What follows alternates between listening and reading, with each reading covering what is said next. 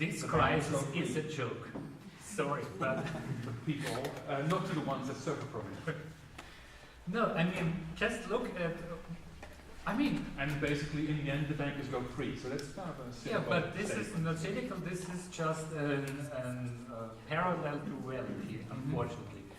But I mean, there was the financial crisis in 2008, right? As it's described here, there are many reasons, but main reasons were the financial markets are not regulated enough. There are these huge entities of big financial institutions that are too big to fail, and things like that.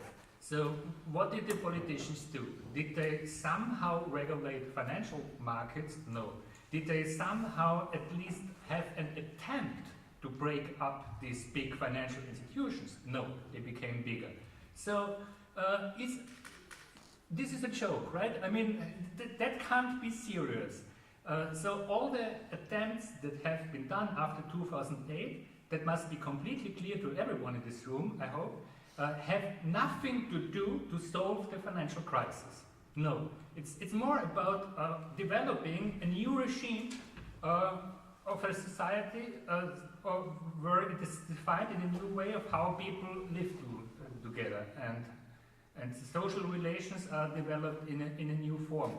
And this goes far away from democracy than we had it before 2008. I think this is very clear. And it leaves even more power to big corporations. So my name is Oliver Ressler.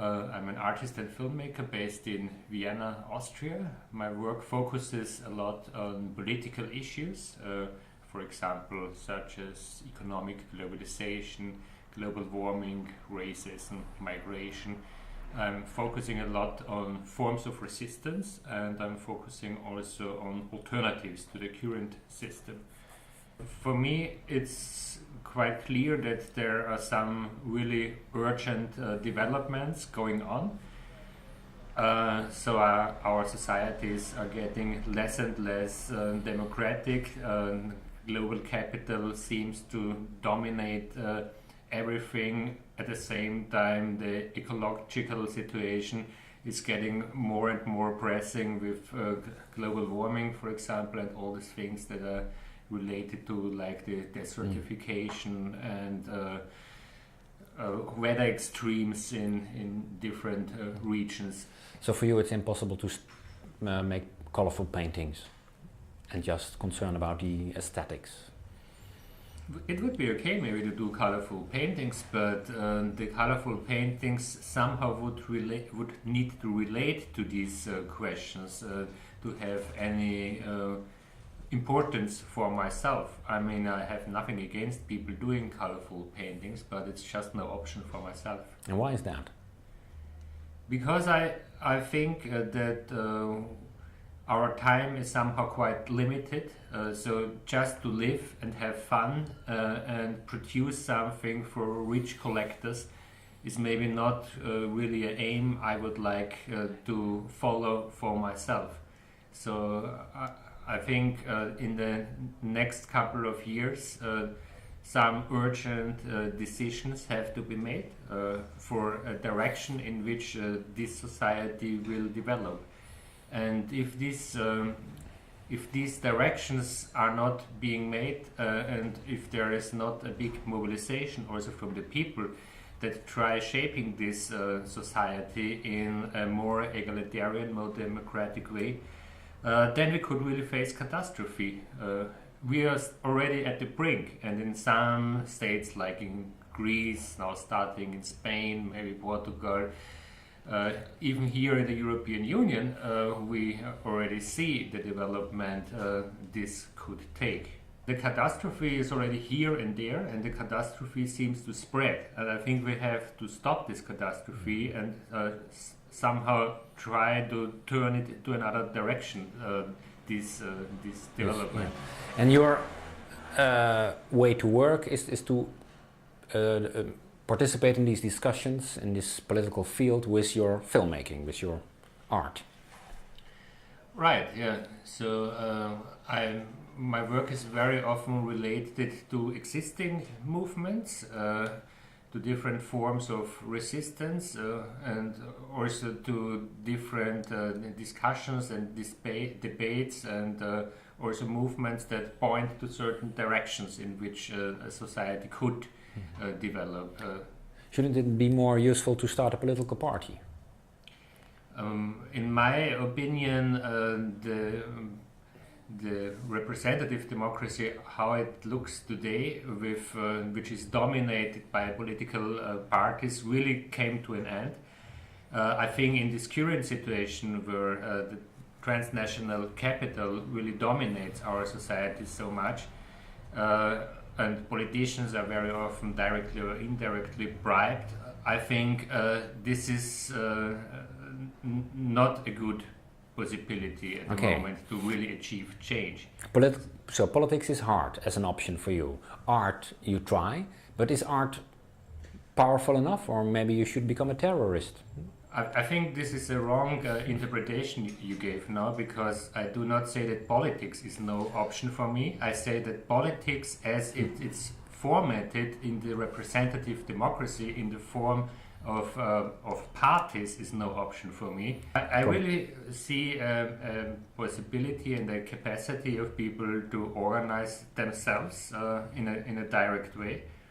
Of course, this needs some frameworks, but there are many examples of social movements, but also of different autonomous regions that are organized in a direct democratic way. So in Chiapas, in the Zapatista movement, for example, there are no representative. This society exists already since 1994, and they developed a functioning juridical system, for example. Those people who are somehow the leaders for a certain time, the junta of the good government, they only work for this on a voluntary level for a couple of months, and then the next people follow in it. So there is no possibility to really claim power in the society, because you just work for maybe 5 or 6 months or something like this. Of course, it's very hard to imagine such a form of governments for this industrialized north, where we live in big cities and where we have a variety of different relations to each other, and where things are getting a bit complicated.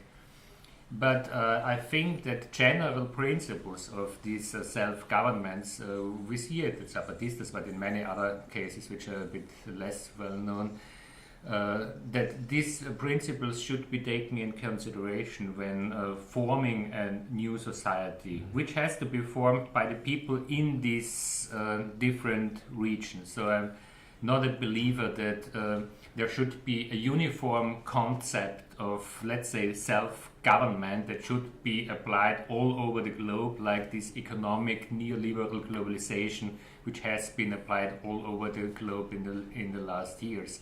So this future society has to emerge from the bottom through the protagonists in certain struggles, and it will look very differently in Utrecht than it will look in Vienna or somewhere in the Caucasus region. But you see enough examples to be optimistic? Yeah, I see examples to be optimistic. If I would not be optimistic, I could also not continue the work. I would just get a depression and maybe go to a hospital. So I think and I believe in the possibility and the capacity of people to organize their lives.